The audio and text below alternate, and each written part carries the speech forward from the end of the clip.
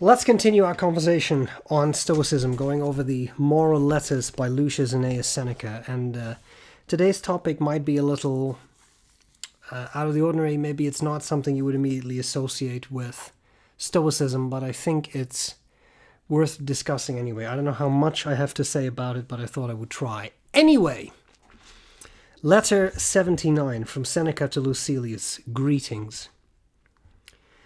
I'm looking forward to a letter from you describing what new information you have discovered on your sailing trip around Sicily, and in particular, some definite facts about Charybdis itself. For I'm well aware that Scylla is only a promontory and not especially dangerous to navigation, Charybdis, though, I would like to have described to me in writing. Is it like the Charybdis of legend? If you happen to have made any observations and it is well worth the trouble, then fill me in. Is there only one wind that makes it billow up, or does every squall stir up the sea in the same way? And is it true that anything that is drawn into the whirlpool there at the strait is carried many miles underwater until it surfaces near the beach at Taormina? If you write to me on these points, my next request will be a bold one. Climb Etna too, in my honor. Some say that the summit of that mountain is being eaten away and is gradually diminishing in elevation. This is an inference from the fact that it used to be visible from further out at sea, but that might not be because the height of the peak is diminishing, but because its fires are becoming fainter, spewing out less violently and in lesser amounts, as is the smoke during the day. Neither explanation is implausible. It could be that the mountain is shrinking, being consumed from within day by day, but it could also be that it remains the same, since the fire is not burning the mountain itself, but welling up from some recess deep within the earth. In that case, the actual peak is not its source of supply, but only a channel. In Lycia there is a famous district, called by the inhabitants Hephaestion, where there are a number of holes in the ground surrounded by harmless flames that do no damage to the vegetation. The area is grassy and fertile, for the flames do not burn anything but merely flicker lazily in one place. But let's save those inquiries until after you have written to me about the others. How far is it from the crater to the patches of snow? They are well sheltered from the heat. Even in summer they do not melt.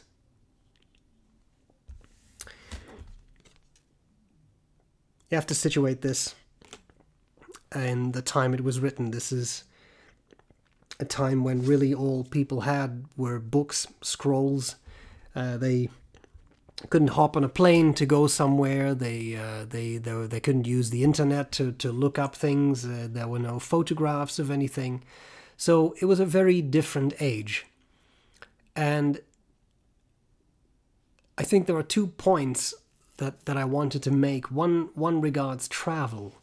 Seneca certainly traveled around a bit, but is asking his friend to provide him descriptions of the places where he has not been. And I think that's very interesting, right? You even today, where it's certainly easier to travel around the world, you could still picture yourself doing this to a friend, asking them if they could describe where they have been and what it was like. And I think that shows in many ways the timeless nature of Seneca's writing, that it's so easy to put yourself in that position today. And then there is the second aspect of the travel, which is, I firmly believe, traveling to different places, seeing different places, certainly broadens your perspective. My own perspective on life has certainly changed in coming to Canada, because it's not only a different country, it's an entirely different continent from the one I grew up on. And that means that many things here are different, and some things are remarkably the same. But I certainly never experienced minus 40 degrees Celsius weather in the Netherlands. But more important than the weather, which is interesting to experience, it was interesting to me to experience minus 40. I still find it fascinating when there's a polar vortex here that it can be minus 40. And how incredibly cold that feels. And that has expanded my horizons, because had I stayed in the Netherlands, I never would have experienced that. And I'm just talking about meteorological phenomena, then let alone the effect of cultural differences. And North American culture is somewhat different from European culture, but in many ways it's comparable to. In any case, the point I'm trying to make is having multiple horizons, so to speak, having seen different parts of the world, I think really enriches you and changes the way you experience life. Now, the second point I wanted to make is that of friendship. It's important in Seneca's letters, he keeps writing to his friend. And I think that's very interesting in its own regard. Friendship is of all times. It always has been. And it still is very important to us. And friendship, like any type of relationship, is difficult too. It's difficult to maintain a friendship. And I will say I've found that those people with whom I've maintained friendships over the years have been people that have really contributed something to my life. And that's worth cherishing.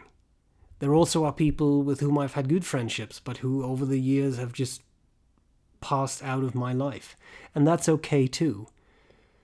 And I think from a Stoic perspective, the aspect of friendship is a very interesting one. Because when you think about it, a Stoic would say, some things are within your control, other things are not within your control. If you have friends, that's nice, but if you don't have friends, that's also okay, because you determine for yourself how you want to act in a given situation. So in other words, friendship is a preferred indifferent. All else being equal, you would typically prefer to have friends than not have friends. But if you don't have friends, then so be it. That is okay too. And when it comes to friendships, I find that's a particularly difficult type of reasoning. I concede with other things. I concede with money. Yes, everybody would like to have money, but if you don't, then, well, things will be harder, but you can still try to do the right thing. If you are very isolated and you feel very alone, then I find many things become a lot harder. So from that perspective, I would say the Stoic thought of friendship as a preferred indifferent is certainly an interesting one, and one that I acknowledge, and that I like the idea of preferred and dispreferred indifference a lot, right? Factors that in themselves don't affect whether you act virtuously or not, but that you would prefer to have or prefer not to have in your life. Friendships are just something that make everything easier. And I think that is just an interesting thought. Maintaining friendships can be difficult. I think the best of friends are those that you cannot talk to for a year and then you speak to them again and it feels like you were talking yesterday. But what I find very interesting is that Seneca really describes this. He really gives this feeling of the importance of friendship. And I find it remarkable that all those hundreds and hundreds of years ago, that was as important to people as it is to us now. And this, I think, is a nice example of not so much history repeats itself, but the constancy in human nature. We are social creatures. We seek connectedness. And when we don't find it, it often harms us. And we don't feel well about that. So anyway, I hope this was not too incoherent of a rambling, but I thought it was an interesting thing to at least think about. So tell me, how do you approach friendship? And that's all there's to it. Thank you so much for watching. I appreciate it. Again, these Stoic videos, they don't get as many views as the pen videos, but I'm perfectly fine with that. Those people who keep watching them seem to really enjoy them, and therefore it's a pleasure to continue to make them. So there we are. Hope this was useful. Glad to see you later with more talk about Stoicism. Bye!